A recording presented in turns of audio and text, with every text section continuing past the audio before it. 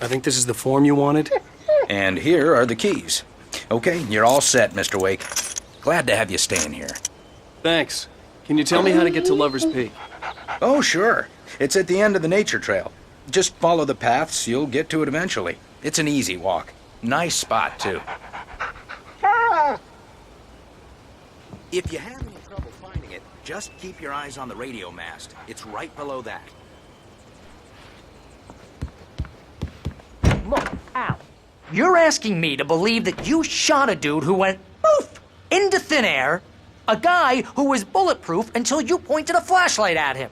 You hear that from people who end up spending time in padded rooms, strapped to their beds, wearing white shirts with too long tangled up sleeves, and eating a healthy diet of pills. Al, you make cruel jokes about people who believe that kind of stuff. You're the skeptic. You gave me an hour-long lecture on homeopathy last month. What was it? If there's no proof, it's pure bullshit. Period. Guess the laugh's on me then. Al, come on! I mean, okay. Okay, maybe something weird happened to you, okay? Well, thanks for the heartfelt vote of confidence. All I'm saying is you gotta throw me a bone here, bestseller. What would you think if it was me? There's no way you should be going out at midnight with a gun. No one asked you to come here, Barry. Either work with me on this or go straight back to New York. Your choice.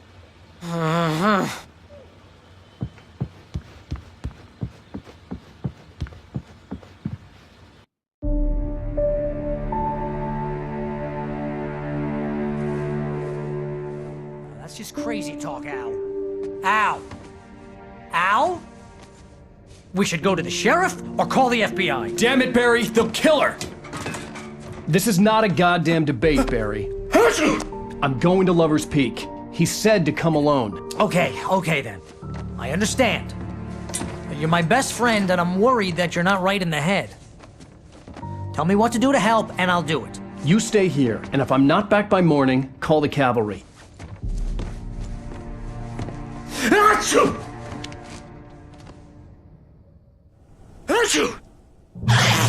Just be careful with the natives, Al.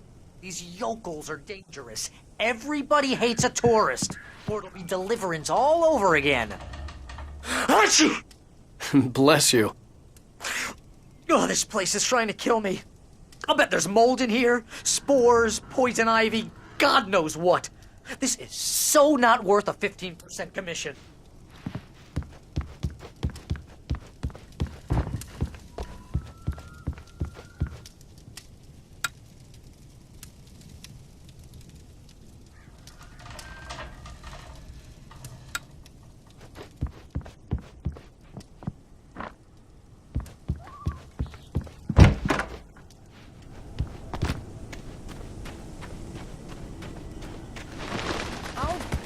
Here, Al. I'll hold down the fort. I'll be with you in spirit every step of the way, Al. Locking the door now.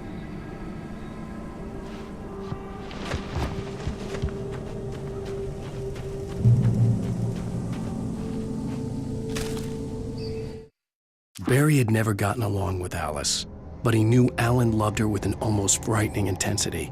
And now something had happened to Alice. And here was Al armed with a gun and saying things people got put in padded cells for. It was as if his friend had experienced a massive psychotic episode and was now totally disconnected from reality. It scared the shit out of Barry.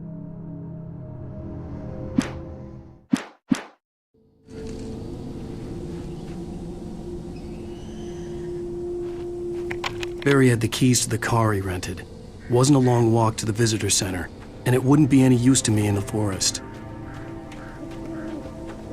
I knew I should have gone to the cops. This wasn't the smartest thing I'd ever done, but I was still angry with Barry for trying to talk me out of it. These people had called me right in the sheriff's station. The cops wouldn't scare them, and they had Alice.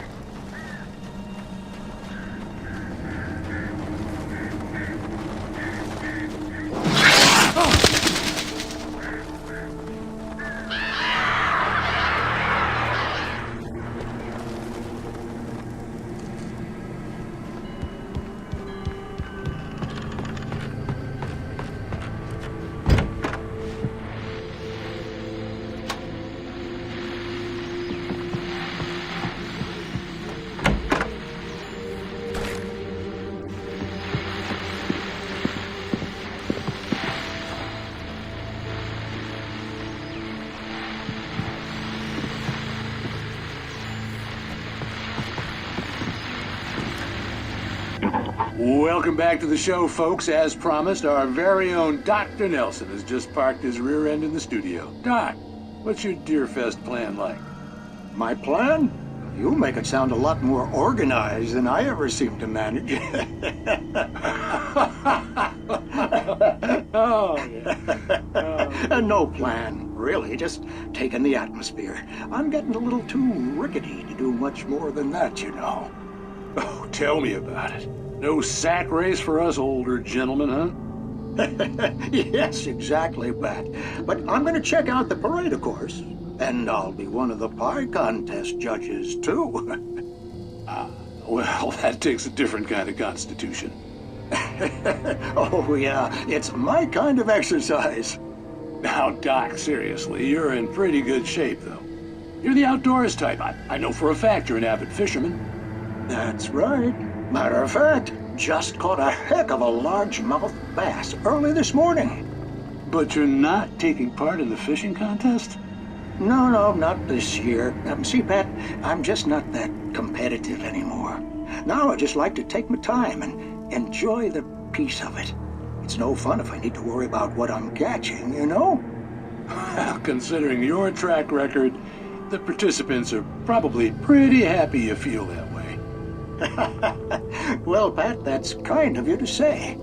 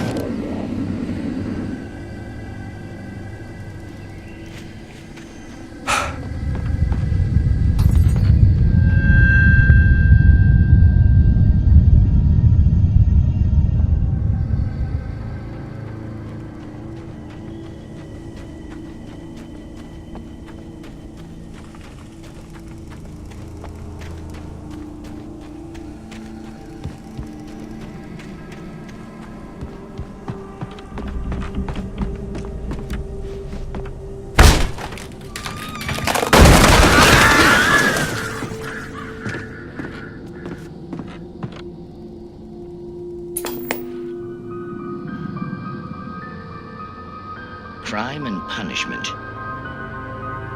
The cancer and cure of civilization. But some crimes are impossible to punish, especially in Night Springs. Tonight's episode, The Man in the Mirror.